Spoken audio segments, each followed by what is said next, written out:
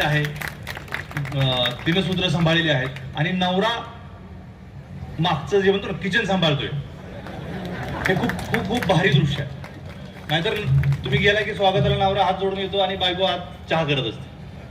म्हणजे नवरा हात जाऊन चहा सुद्धा आणत नाही, बायकोनच आणायचं. म्हणजे तिथं काय पडलेलं दिसलं ते तो मध्ये जरा साफ करून घे, कारण की त्याला ते नवरे पण लय भारी वाटतं. तसंच असणार हे पण अडचणीत. आपल्या देशाच्या अडचणीत सुटायच्या असतील तर आधी मला वाटतं घरातल्या पण अडचणीत सुटायला पाहिजे.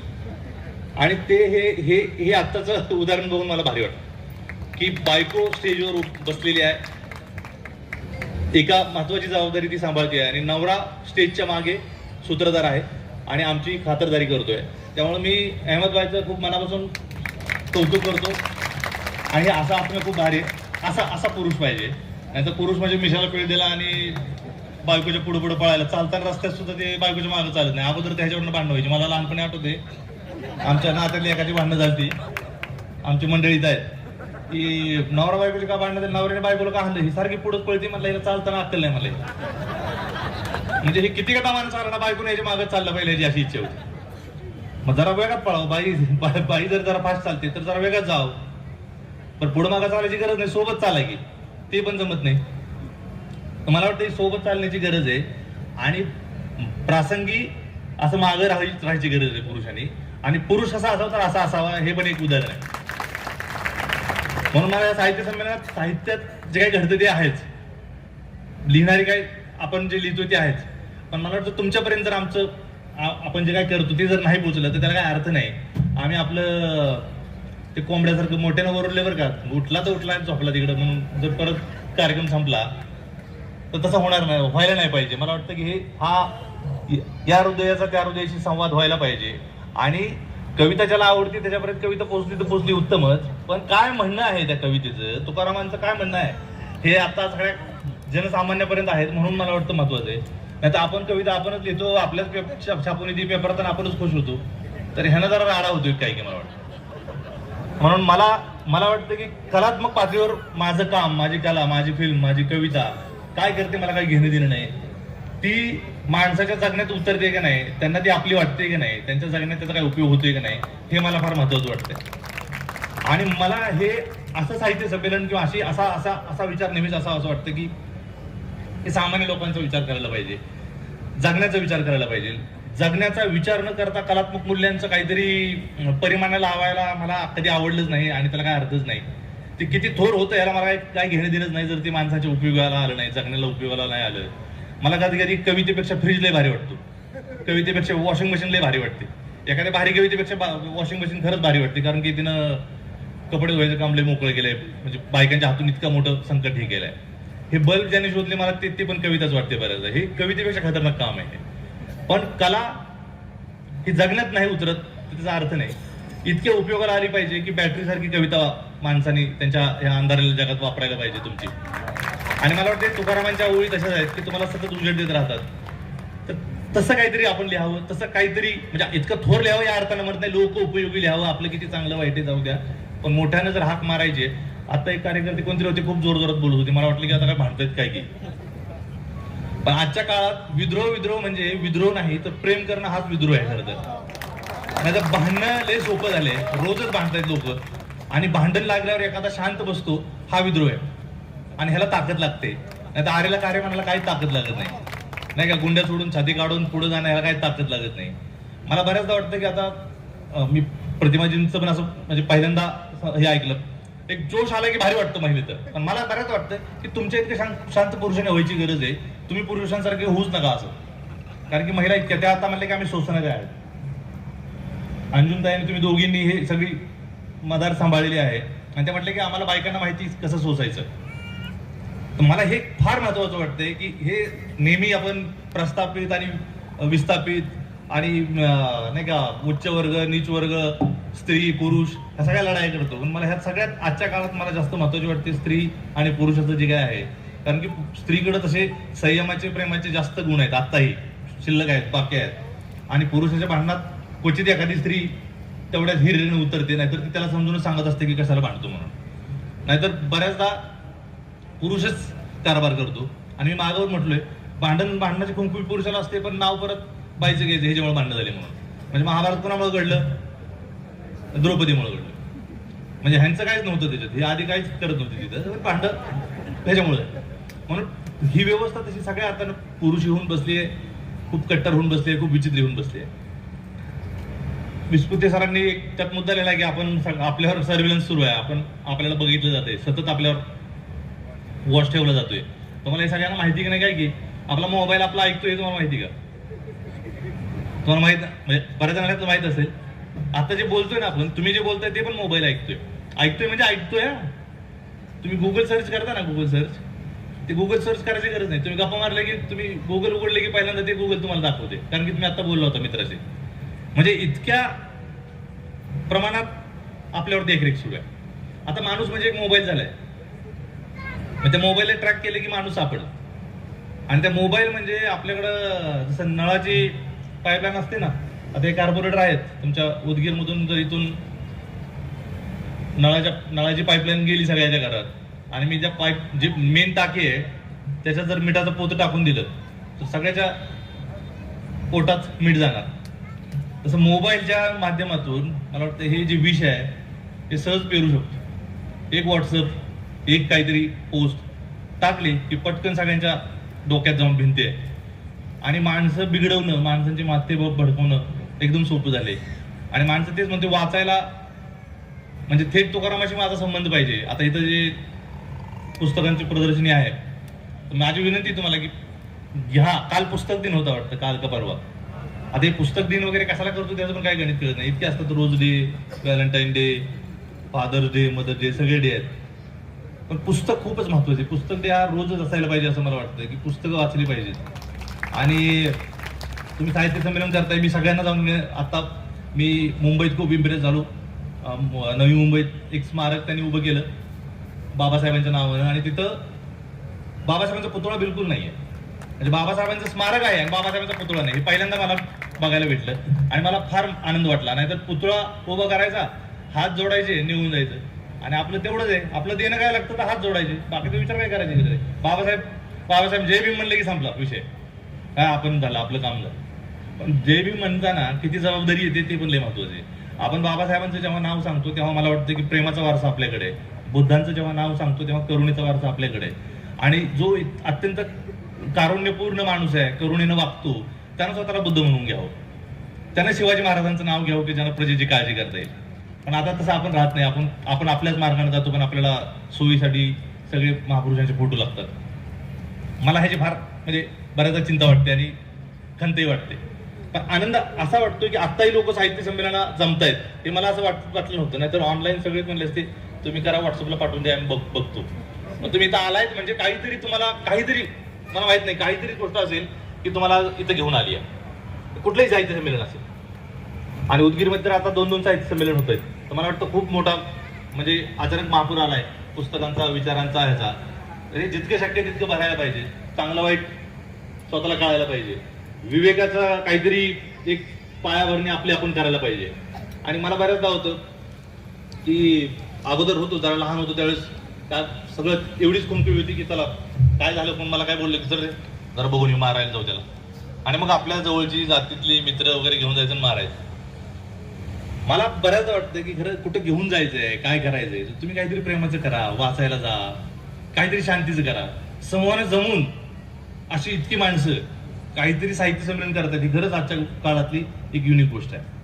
आणि मला खूप खूप मनापासून वाटतंय की विद्रोह ज्याला म्हणतो ना, विद्रोह शब्द ऐकला की काहीतरी निगेटिव्ह वाटतंय.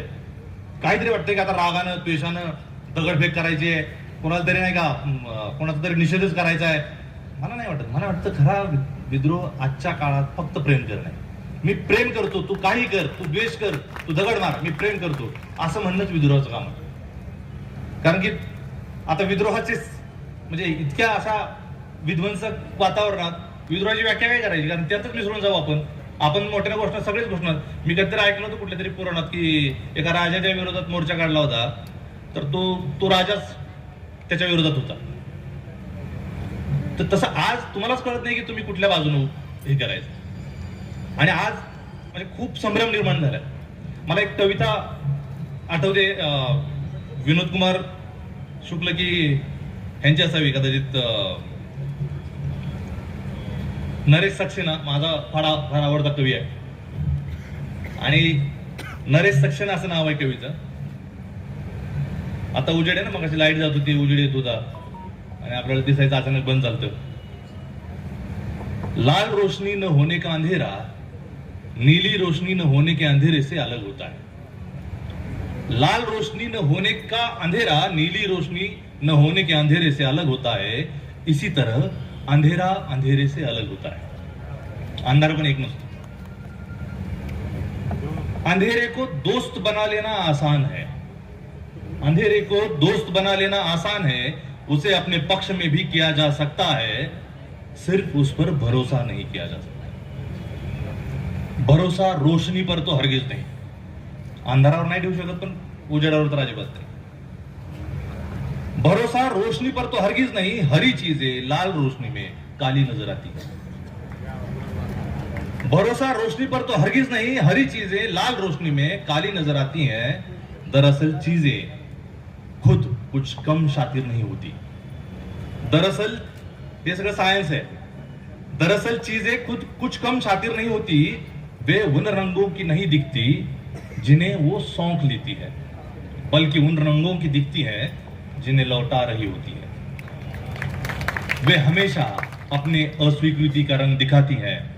औरों की क्या कहूं, औरों की क्या कहूं. मेरी बाईं आंख ही देखती है कुछ और, दाईं कुछ और देखती है. बायां पांव जाता है कहीं और, दायां कहीं और जाता है. पास आओ दोस्त, अलग करे सन्नाटे को सन्नाटे से, अंधेरे को अंधेरे से और नरेश को नरेश से. हे माणसातून, आपल्याच माणसातून एक आपला माणूस वेगळा करायला पाहिजे असं त्याचं म्हणणं आहे.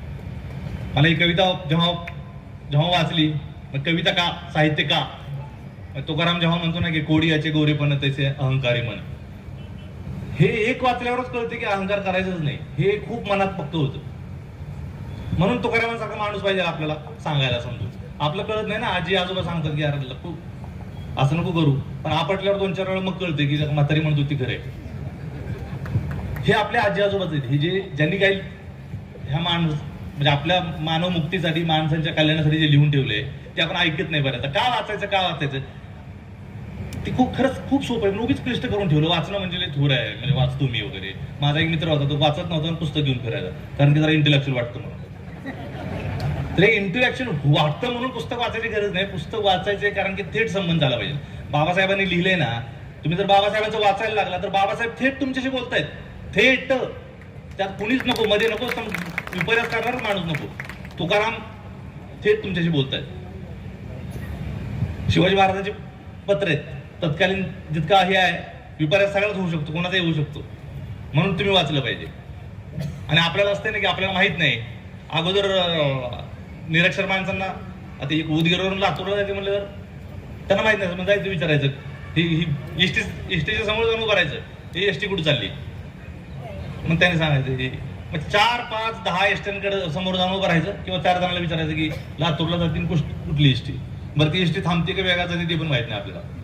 मग इतकं करायचं उपयोग. ह्याच्याऐवजी वाचायला लागलं, कोणाला विचारायची गरज नाही, थेट बसायचं, एसटीत जायचं निघून. हे कळलं म्हणून आता भरपूर, आता कोणीतरी क्वचितच माणसं असे असाक्षर आहेत. मला त्या साक्षरता ही पण आहे की तुम्ही वाचलं पाहिजे. थेट तुम्ही सावित्रीबाईंचं तुम्ही वाचलं पाहिजे. आम्ही कशाला सांगायचं. बायका काय लय उपास तपास धरतील, पण सावित्रीबाईंचं आठवण नाहीत काढत, जिजाऊंची आठवण नाहीत काढत. मी मध्ये सावित्रीबाईंच्या जयंती दिवशी कसला तरी उपवास होता, तर एक मैत्रीण ती उपवास धरलेला आणि म्हणलं आज सावित्रीबाईंची जयंती माहिती का, नाही माहिती. पण सावित्रीबाईंमुळं तुम्ही आज फुल्यांमुळं शिकला आणि इथं आला. बाबासाहेबांनी मतदानाचा हक्क न मागता दिला म्हणून इथं आला. शिवाजी महाराजांनी कधीतरी ह्या महाराष्ट्राची, ह्या इतक्या जातीपातीच्या पुढे जाऊन एक जीवाने जगणाऱ्या सगळ्या महाराष्ट्राची मुहूर्तमेढ रोवली होती 300-400 वर्षापूर्वी. म्हणून आजही आपल्यात हे जे ज्याला म्हणून आपण इतकी खिचडी असून, इतकी भेसळ असून, इतक्या वेगळ्या जातीपातीची भाषा बोलणारे लोक असूनही एका ह्याच्यावर आहेत, ते महाराजांची कृपा आहे. ह्या सगळ्या माणसांना मला वाटतं आपण थेट बोललं पाहिजे, आपण थेट वाचलं पाहिजे. अशा साहित्य संमेलनातून मला तरी ही ऊर्जा मिळते. मी आत्ता जाऊन पुस्तकं घेऊन आलो. मी आत्ताही विचारत होतो की मला पुस्तक घ्यायचे आणि मागं पडल्यासारखं वाटतं. मी आता बऱ्याच जण माझे मित्र आहेत, मी सर पुढे बसलेत, गोनरकर सर आहेत, प्रदीप आवटे आहेत, सरांचं पण कधी कधी फेसबुक चेक करतो, हे माणसं जे वाचतात ते फॉलो करतो. व आपण वाचायला पाहिजे, आपण अपडेट राहायला पाहिजे. आणि मी जर वाचलं नाही, मी जर स्वतः समजून नाही घेतलं, तर मला लय भीती वाटते की मी मागं पडलो आहे. म्हणून ही जी माणसं आता इथं वडार आहेत, तिथं सगळ्या जातीचे काही लिंगायत आहेत, सगळ्या जातीची माणसं आहेत. म्हणजे आपल्या ह्याच्यात इतके थोर माणसं होऊन गेले, पण आपण वाचत नाही. त्याला काय अर्थ नाही. स्वतः वाचलं पाहिजे, स्वतः शिकलं पाहिजे. शिक्षण हे सगळ्यात महत्वाचं आहे. बाबासाहेब म्हणलेत की वाघिणीचं दूध आहे, पण ते नाही प्यायचं. तर ह्याला काय पर्याय नाही. शिक्षणाला पर्याय नाही, वाचनाला पर्याय नाही. आणि सगळी जी ही विद्रोहाची परंपरा आहे, चारवाकापासून, तुकारामांपासून, बाबासाहेब फुले, हे सगळं आपण समजून घेतलं पाहिजे. मी जेव्हा महात्मा फुलेंचं जेव्हा गुलामगिरी वाचलं, तर मला इतकी मजा आली. मला वाटतं 12वीत की FOL असताना वाचलं. धोंडो नावाचा एक माझ्यासारखा त्यावेळेचा, म्हणजे मी जसा होतो तसाच एक धोंडो एक पात्र आहे. तो प्रश्न विचारतो आणि महात्मा फुले उत्तर देत आहेत त्याला. इतकं सोपं लिहिलंय, इतकं साधं लिहिलंय. जर तुम्हाला वाचता येत नसेल तर मुलांना वाचायला लावा. हे पुस्तकं घ्या, हे आणा आणि वाचा, तर साहित्य संमेलनाची मजा येईल. नाहीतर इथं काय जे कविता होतील, आम्ही बोलू, इतकेही विद्वान माणसं आहेत, हे पोटतिडकीनं काहीतरी सूत्र मांडतील, पण ते तुमच्यासोबत जाणारच नाहीत, माझ्यासोबत जाणारच नाही. तर करायचं काय? हा झालं 1-2 दिवस मस्त हे होता, नटून थटून आलो, म्हणजे सजून नाही गेलं तरी चालतंय. म्हणजे त्यानंतर कपडे बदलून अर्थ नाही, विचार बदलला पाहिजे. आणि बऱ्याचदा असं होतं की नाही, मी मस्तपैकी आलो, आजच्या कार्यक्रमात काय पिवळ्या रंगाचा अमुक कपडा घालायचा, हे घालायचं, ही साडी घालायची. 7-7, 8-8 साड्या बदलतात. तेच काय रंग असतात ना तुमचे, आज अमुक रंग, तमुक रंग. आणि विचार काय तूच, डोकं तसंच. आणि केशवसुतांच्याच कवितेतली मला वाटतं एक ओळ आहे की जगाचा विस्तार केवढा, ज्याच्या त्याच्या डोक्या एवढा. तर आपलं डोकं जेवढं बारीक आहे तेवढं जग बारीक आहे. मेंदू तुमचा जितका, बाबासाहेबांचा प्रगाढ होता एवढा मोठा, म्हणून त्यांना जग कळलं, आपल्यासाठी त्यांनी काहीतरी केलं. शिवाजी महाराजांना एवढं मोठं स्वप्न दिसत होतं, म्हणून त्यांनी आटकेपार महाराष्ट्राचा मराठी माणसाचा झेंडा लावला. बाबासाहेबांना हे सगळं कळत होतं, म्हणून त्यांनी हे काम करून आपल्यासमोर ठेवलं. पण मला वाटतं आपण वाचलं पाहिजे ह्या साहित्य संमेलनातल्या, ह्या स्टेजवरचा. आणि तुम्ही समोर बसला ह्यांचा ऑलरेडी मला वाटतं की हा दुरावा खूप कमी आहे, हे अंतर खूप कमी आहे. आणि हे मी तुमचं खरंच, म्हणजे किती वर्ष मी विद्रोही साहित्य संमेलनात, मला आता ताईने आठवण करून दिली की मी कविता वाचली होती. त्यावेळेस नुसती कविता वाचायची एक नाही, आपण लिहितो आणि आपण जाऊन वाचूया वगैरे. आणि तो अनुभव मजेशीर आहे, तुम्हाला सांगेन परत. पण मला काही कळत नव्हतं की हे साहित्य संमेलन, ते साहित्य संमेलन, आपण लिहिलंय, आपण जाऊन वाचू वगैरे, असं तसं होतं. आणि आज मी इथं आहे, हे माझ्यासाठी खूप, म्हणजे माझ्यासाठी खूप महत्वाची गोष्ट आहे की मला तुम्ही आज इथं निमंत्रित केलंय. आणि अशा साहित्य संमेलनाचं हे यश आहे की हे अंतर कमी होत आहे. हे जणू काही तुमचं साहित्य संमेलन आहे, खरं तुम्ही समजून घ्या. अध्यक्ष सर असतील, पण यांच्या अध्यक्षतेखाली आपण सगळी ही जी इथं जमाव म्हणू ह्याला, किंवा ह्याला काय म्हणता येईल, सगळी माणसांचा सगळा ही जी यात्रा आहे, जत्रा आहे, झुंड म्हणू शकता. पण म्हणून आहे माझं म्हणणं की आपण टीम आहोत, आणि झुंडला डोकं नसतं, टीमला डोकं असतं, तोच मुद्दा आहे. आणि आपण डोक्याचा वापर करून आपण सामील व्हायला पाहिजे. पुढच्या वेळी अजून इथं होऊ द्या, कुठं होऊ द्या, अजून आपण जास्त सामील होऊया साहित्य संमेलनात आणि हे अंतर कमी करू. मी एक कविता शेवटी वाचून थांबतो. माझी आवडती कविता विनोद कुमार शुक्ल नावाचा मित्रावरती किंवा मैत्र भावावरती लिहिलेली कविता आहे. आणि मला फार मजा येते. कधी कधी कविता काय सांगून जाते ना, हे कविता म्हणजे खरंच काय हे नसतं बरं का. तुम्ही जात्यावरचे गाणे बिणे आहेत ना, त्यातलंच हे जरा उन्नत, अजून जरा क्लिष्ट माणसं परत जगण्याचे एकदम गहन प्रश्न, मानवी दुःख वगैरे, अजून आपण पुढे जातो कधी कधी.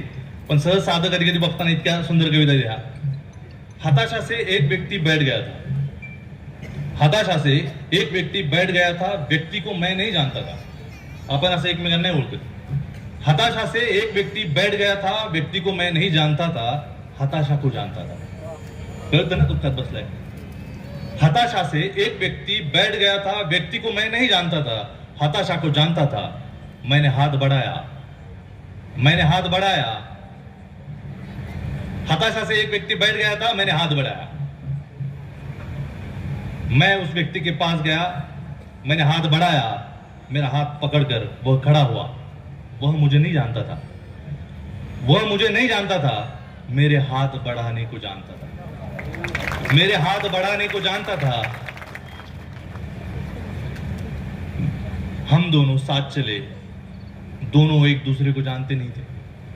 हम दोनों साथ चले, दोनों एक दूसरे को नहीं जानते थे, साथ चलने को जानते थे, साथ चलने को जानते थे.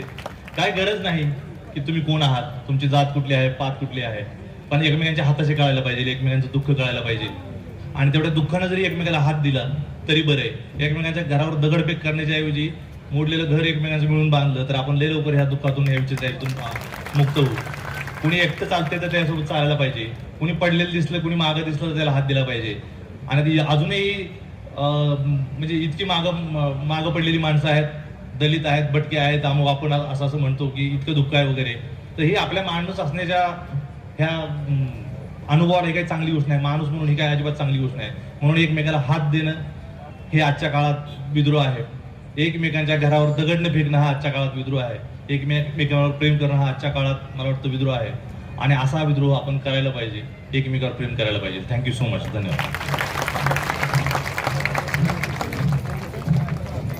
प्रेम करणं हा विद्रोह आहे ही भूमिका सांगतानाच काळजाला, आपल्या काळजात घुमणारा हा आवाज आपल्याला कधी विचार करून गेलेले आहेत. आणि असं नकळतपणे प्रवाही पाण्यासारखं आपल्याला ज्याने प्रेमाने जिंकले जगा तो वीर असा गौतम आहे. गौतमाचं वीर पण सांगताना सांगितलेलं आहे की त्यांनी प्रेमाने जग जिंकलेला आहे. तो संदेश तथागताच्या विद्रोहाचा, तथागताच्या भूमिकेचा संदेश आदरणीय नागराजी मंडळी यांनी या ठिकाणी आपल्याला सगळ्यांना दिलेला आहे.